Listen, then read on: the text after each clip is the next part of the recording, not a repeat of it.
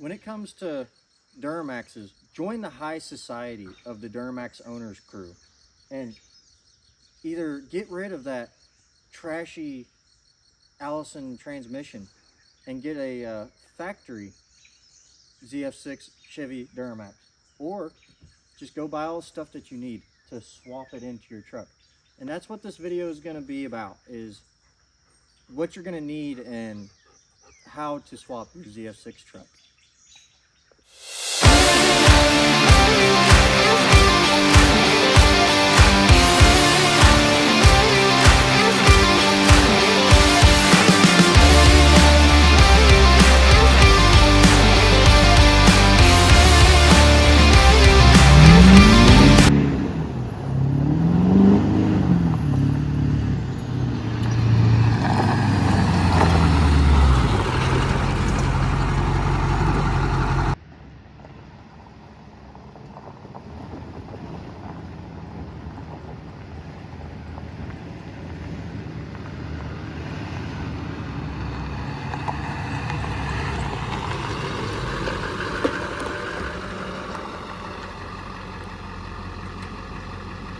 Alright guys, welcome back to Black Smoke Hill. Today we have a very interesting video for you guys today. So on my left we have a 2004 Chevy Silverado Duramax LB7, and on my right here we have a 2005 LLY Chevrolet Duramax. Very similar trucks. The only difference is this is my personal truck, this is a farm truck.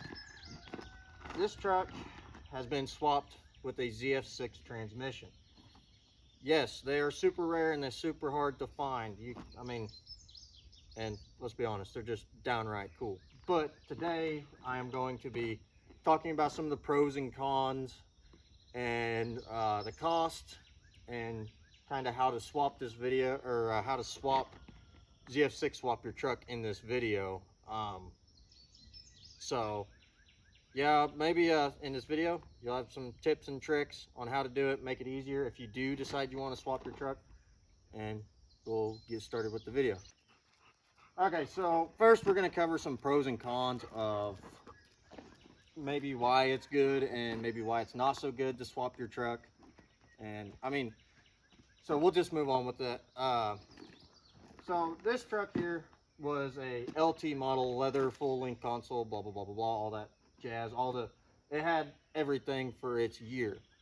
So that being said, this truck was, I'm not going to say complicated. There was a lot of wiring and stuff that I had to do. I had to replace dash. Had to replace the dash. Had to pull the console. Luckily for me, I had a complete parts truck, ZF6 parts truck. It was an absolute unit of a truck. It was a piece of junk, what it was. It was a pile, it wasn't a unit. But luckily I had everything in one spot. So I will show you when swapping on what you got to pull out and everything. But moving on with the pros and cons. So some of the pros is the ZF6 transmission behind the Duramax is awesome. It's fun to drive, and it will hold up to more power on stock internals than an Allison will traditionally. If you have a good dual disc clutch, I run South Bend in mine. I'm not sponsored by South Bend, so just a disclaimer. I run a South Bend in mine, South Bend dual disc clutch, throw out bearing, and do yourselves a favor and just don't use a stock clutch pedal assembly and pylon. They're junk. Well, actually, I have one, so hold that thought. Okay, so this is a stock OEM clutch pedal and clutch pedal assembly and pylon. These things are notorious for breaking. They're plastic. They're junk. This one's actually broke, and the reason why I've replaced mine is because I was driving it and I pushed the clutch in, and when I pushed the clutch in, it pushed my master cylinder assembly all the way through the end of this. As you can see, that is broke right there. So yeah, that, and they are an extreme extreme pain in the butt to put in the truck when you're putting one of these in like a swap or something. My best recommendation is go with a metal one. Go to KDB Diesel, I think is what it is. They're the best priced ones that I found, and they are way easier to install than those. I mean, you can fold them up completely and they just pop right in, slip right in, and you can bolt them in. So other than that, that's kind of a con. Another thing is the ZF6 transmissions, the synchronizers, they're known for going out. But I mean, if you drive them right, you don't just hammer the gears, and if you use your clutch, usually your synchronizers won't go out. Another thing is broken tail housings. I've seen a lot of ZF6 transmissions with broken tail housings, but that can be easily avoided if you put good motor mounts in your truck. Put, you know, Merchant Auto, and I'm not sponsored by any of these people, but Merchant Auto, they make awesome motor mounts. You can also get Merchant Auto transmission transfer case bracing, and they're awesome. That's what I run on my truck, and I have not broke my tail housing yet. So but other than that, that's some of the cons of a ZF6 transmission. But the pros, I mean, more horsepower, fun to drive, and they just scream, "I'm better than you," to the Allison Duramax owners. So just saying that. So that's the pros and cons of swapping your truck from an Allison to a ZF6 transmission. Now, I mean, the Allisons do have some pros, I guess. I mean, they're easier to drive. If you're city driving, they're a lot easier, but I don't know. I prefer my ZF6 over an Allison all day long. So now I will show you some of the, like, where to drill the hole for your clutch assembly and pylon, where you're going to put your bolts and everything. And I'm not going to drop any transmissions out of my trucks because, you know, I don't really need to. But I'll show you, get you guys sizes and everything for wrenches and everything you'll need, and I'll walk you through the steps. And when you do decide to do this, it is a lot easier with a second person when you're dropping transmission and putting a transmission in. So we'll get on with that. Okay, so when doing this, there's a spot right here on every GM cab from 2001 to the 2007 Classics. There's a little, it's like a little indentation. And what you want to do is you want to get a 2-inch hole saw for your drill. It is a pain to get in here, but you can pull your box, pull this brace out, and move all your wiring, and then you just drill it right there, and you want a 2-inch hole saw. So when you drill that through, you'll be good to put your clutch assembly in. So, and there's 2 holes on the inside of the cab, and I will show you guys that on this truck, where to drill for your bolts to mount your clutch assembly. And usually where I drilled mine on my other truck, and I'll show you guys that, they come out right about here where your brake booster and everything mounts to, right here. So I'll go ahead and show you guys that. I will note, when doing this, it's a lot easier to do it with the seats out, because it's a pain to get in here and move around. So I don't know if you guys can see that. No, you really can't. Let me get a flashlight. Okay, I have my flashlight on now. Okay, so if you guys can see right there, that's where you want to drill your holes at for your bolts to mount your clutch assembly in. I will show you that in the other truck as well. That way you guys have a better idea. I can't remember the size of bolts I went with. I do believe they were either 1.5 inches or 2 inches long. They don't need to be that long to go through your firewall. So yeah, there's that. You will have to pull some plastic and stuff out. You can actually see if I can get it up in there, you can see the cutout for where your clutch will go in. I'll go ahead and move to the other truck. Well, here's my clutch assembly set up and everything, my master cylinder. And that's where my bolts came out at when I drilled the hole. My clutch assembly hole kind of got messed up.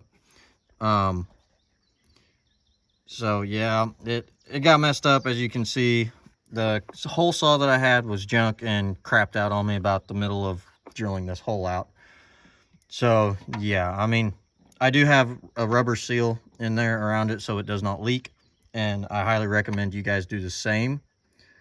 And I will get inside of the cab and show you guys what it looks like underneath everything. All right, so now we are in my truck, and I will turn the flashlight on so you guys can see. Okay, so there's the bolts right there. So as you can see, that's where I drilled my holes at, and then there's where my push rod goes into my slave cylinder, or my master cylinder, I'm sorry. And like I said, I did go with a metal clutch assembly. I mean, they're just way better, better quality and everything else. Another thing to note is when you do this, I haven't got mine put on yet, but you do need to trim your brake pedal, and I haven't got that done yet, but nonetheless, I will get it done, get it finished up, and put my rubber pad on it. So I got everything taken apart right here so you guys can actually see where to cut your hole at for your shift tower and everything. And if you take your tape measure, instead of pulling the carpet back, because it's a pain in the butt if you have a full-length console, as you can see, I don't have a vent there, but so you know, push it up against, there's an air, like an air vent or an air duct for your heating and AC. Just push it up against that, push it down, and about 6 inches from that is where you want to cut your initial hole for your shift tower. Now, I did mess up on my carpet, but I mean, you can cut the carpet 6 inches back from that, and there is a little, it's not really an indentation, but it's raised right there. So you do not want to cut the whole raised part out, because you have to bolt your I just use self tappers, as you can see, to drill holes for my shift boot, or my shift tower boot and everything. So yeah, do not cut this all the way around. You want to, you know, go about 5 inches back from your air duct to right there. Get my hand out of the way. So there's that for you. Another thing to note is I forgot to put this in the cons of swapping your truck. You do have to take it and get it tuned. You have to take it and get it tuned for manual transmission. Anybody that does EFI Live can do it, and it's not really that hard, and it's not too pricey. So yeah, just wanted to throw that out there for you guys. Moving on to the dash, I'll show you guys what I had to replace to get my dash and console and everything right. Working with an LT package truck, just know that you have to take everything from here back out, and you have to replace this part of the dash. So that's kind of a pain in the butt. I have seen where guys have made shifters for right here, but I didn't want to do that. You can do that, but that just makes the swap more complicated in my personal opinion. You can do whatever you want, but you doing that, you do have to do some wiring on the radio. I'm not a wiring guy. I actually had somebody do my radio because I didn't want to do it, but I'll show you in the other truck. And I'll walk over here and show you guys. So I lucked out. My truck was the same color on the interior as this truck, so I had to replace the glove box all the way over to here. I did wire my cigarette lighters in and everything, which ain't too, it isn't too hard. So there's that. And then my console, obviously I had to replace the console. All right, so I'm crawling underneath the truck with the Allison. All right, so your bolts here, you have, ooh, she's starting to leak a little bit. Oh well, it's just a farm truck. Anyways, so when doing your swap, you will have to pull your transmission cooling lines. What I did with mine was I pulled the transmission cooler out and everything, and I just plugged it. That's all I did. So, or plugged the lines. I plugged them and pulled the cooler out. So, yeah, it's not too bad. That's probably the hardest part, is getting everything out. But with the wiring, so you have to leave this, your transmission range shift sensor, you do have to leave this in. This is where your shift selector, your automatic park, drive, all that, or your drive, park, reverse, and everything. If you will leave this in neutral, so when you get the cable and everything pulled off, what you want to do is, or when you get everything pulled, you want to leave it in the transmission and go 3 clicks back. So 1, 2, 3, and that is neutral. That allows you to start the truck, and the truck will start everything. And you can also use 4 low when it is in neutral. Because I use the Allison transfer case, the electric transfer case and everything. And your speed sensor, you will just end up hooking up one sensor on your transfer case, and that is the speed sensor, and that allows your speedometer to work. Now, that being said, you have to leave your transmission control module in the truck, and I will show you guys where that is located at in just a second. But in order for your speedometer to work and everything else to work, you have to leave that in the truck. Up here, this is your TCM, your transmission control module. Do not take it out. Do not. I thought whenever I did the swap on mine, holy crap, this thing's dirty. When I did the swap on mine, I took it out, and I could not for the life of me figure out why my speedometer was not working. Well, turned out it's because I had this thing out. I will crawl underneath my other truck and show you guys kind of what I did with the wiring and whatnot. So as you can see, there's my TCM. It's still in the truck, like I said. I'll crawl under the truck and show you what I did with the wiring and everything. Okay, so here is my wiring. I zip tied it up, coiled it up real nice, real nice and neat, where it won't come down, won't get tangled around drive line or anything, and tear everything out. So here is my range shift sensor. I tucked it in right here, in the frame where it won't come out, and zip tied the wires up here where it will not come out. So also I did pull my 4-wheel drive line out so I can show you guys everything. And I do have them pulled out with so I can show you. But now we'll start with the steps of what you need to do to pull the transmission. First things first, this is a 1-ton dually, so this drive line is a lot longer than mine. But anyways, so what you want to do is you want to pull those bolts out right there. Those hold your U-joints into the yoke of the rear axle. You want to, when you do this, make sure your truck's either blocked or you have it on a shop lift, because it, will roll. Or you have your parking brake on, which on a lot of the Chevrolets, the parking brake doesn't work if you've had them for a while. But neither here nor there. So what you'll do is you'll pull them bolts out. You'll push the drive line forward, drop it, and then pull it on out. And if you have a carrier bearing, all you got to do is take the bolts out of the carrier, or take the nuts off the carrier bearing, drop it down, push it forward, same process. Push the drive line forward and then out, drop it out.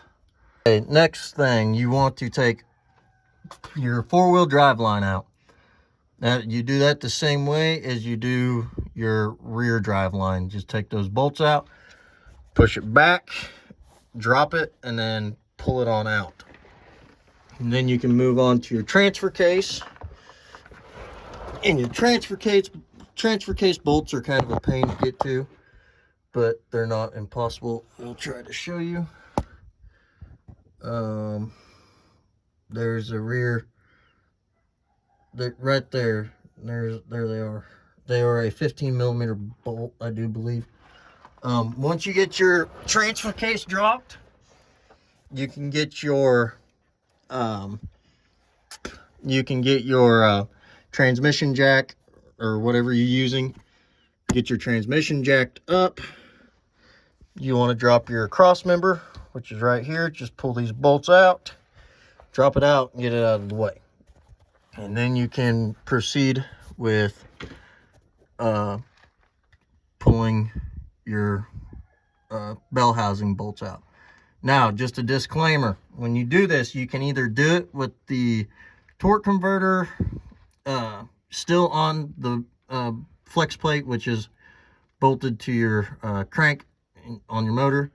The way I did it is I pulled the transmission first, and then I just cut the flex plate, because getting the starter off of these things are kind of a pain in the butt, and I'll show you guys where the starter is right now. So there is your starter right there, and you have to pull it off if you want to get to the bolts of the flex plate and gosh dang, I can't remember what your flex plate and your flywheel. But when I pulled mine off, I just cut the flex plate because I had no intentions of using the transmission or anything else. I just cut the flex plate and pulled the bolts out of the flywheel, pulled them all off, and then I put my clutch and everything on. So there's that. But not too bad of a process. You do want to unbolt your exhaust from the transmission. And another big thing is, if you want, you can undo your exhaust clamp coming out of your downpipe right there and move it out of the way. That makes it way, way easier, guys. I do highly recommend you doing that. Let me drop this down, drop the steering wheel down.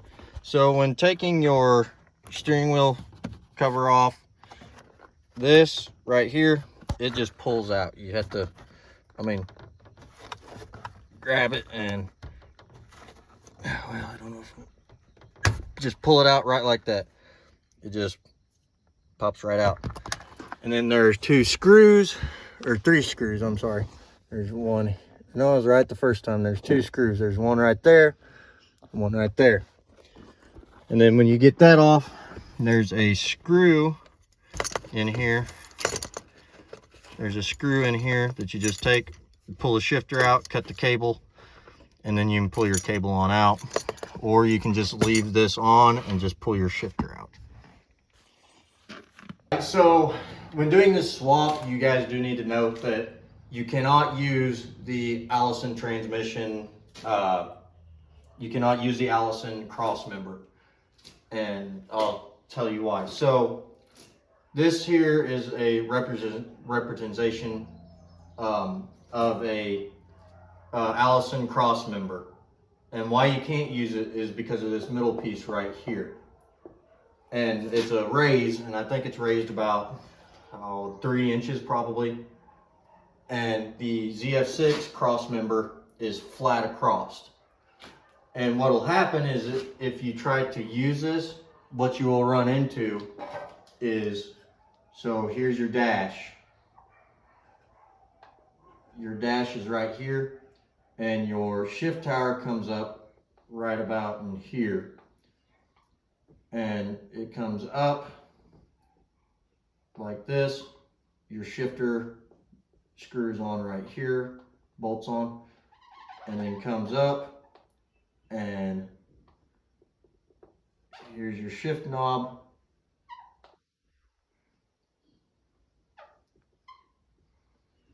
And what happens is with your Allison transmission Crossmember is you will hit your dash right here, which I have seen it, seen guys try to use it and they run into this issue and they can't figure out what's wrong. Well, that's what's wrong. But you can, if you have some sheet metal or something laying around, you can cut this out right here. It's just welded on, cut it, and then weld a piece of metal on right there. I wish I had one to show you guys, but I don't. I got rid of mine, gave it to a buddy. So there's that. I'll try to draw a better picture of what it'll look like when you weld it on. Okay, so here I have a better example of what it would look like from the top view. Don't judge me on my drawing skills because I am going off of memory. I did go out to the truck and get the truck with the automatic transmission and get exact measurements. So from inside to inside diameter of the holes, they're 4 inches. They're 4 inches apart from inside to inside. And then each hole is a 1/2 inch hole, but they're like an oval.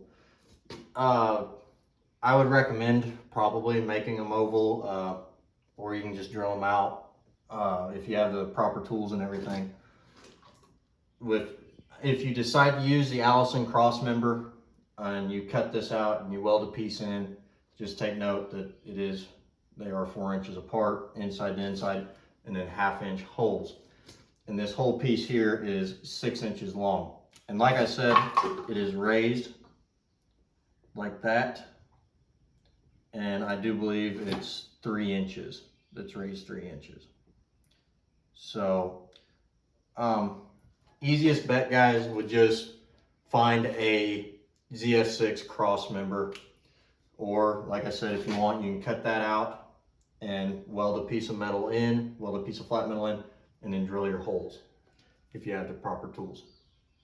So, other than that, if you guys have any more questions, leave down in the you can comment down below. All right, so the initial cost of what you're gonna need and everything, I didn't put dash or console or anything because you're gonna have to buy that from like a salvage yard or buy a complete parts truck, whatever you wanna try to do. So your clutch pedal assembly is gonna run from $216 on up for a metal one. I went with the one that I got from KDB Diesel, which, like I said, I'm not sponsored by any of these people. But they're going to be your best priced one, I think. So after shipping and everything, I think mine was like $225 or something like that. Your clutch, I went with a South Bend dual disc street clutch. They're a dual disc clutch, so they're going to last you a while. They're going to last you longer than, for say, a single disc clutch. And they're going to run from $1,300 to $1,400. But I really like South Bend. I would go with South Bend.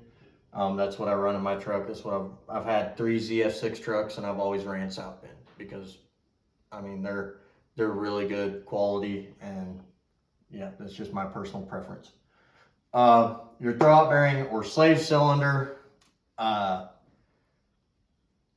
they're technically the same thing, but on the ZF6, I've heard them called throwout bearing and slave cylinder, but they're gonna run you, and once again I went with South Bend. They're gonna run you anywhere from 87 on up. And there are different brands. You can get O'Reilly's brand, you can get, you know, any parts store is gonna have them. But I went with South Bend just because it comes with the line, your slave cylinder line that goes to your master cylinder. Next is your master cylinder. They're gonna run you from 118 on up. It just depends on who you want to go through and who you order them from. But yeah, that's what they're gonna run you. So ZF6 transmission. Now that is really hard to put a price on. I've seen them go from $1,300 to $6,000 at the most expensive, but a $6,000 ZF6 transmission is a remanufactured one. So that's one that's got new internals. It's just basically a brand new transmission. I did not go with that because I already had one. So, but you know, buying it from like a salvage yard or an individual or something, $1,300 to $2,500. The cheapest ones I've seen have gone from $1,200 to $1,300, but usually they have a synchronizer or two out of them, or you know, they pop out a fifth gear, whatever. So that's the initial cost. So it's all up to you guys, what you want to go with, what brand or what website you want to go through. But yeah, so if I missed anything, comment down below. We're gonna get back into making fun videos. I just wanted to do a ZF6 swap because I've had you know, so many people ask me how I did mine, and I wanted to make a video on it, add some tips and tricks maybe to help you guys out. So yeah, like I said, if I missed something, comment down below, and if you guys would be so kind to subscribe and share this video, and we will see you on down the road.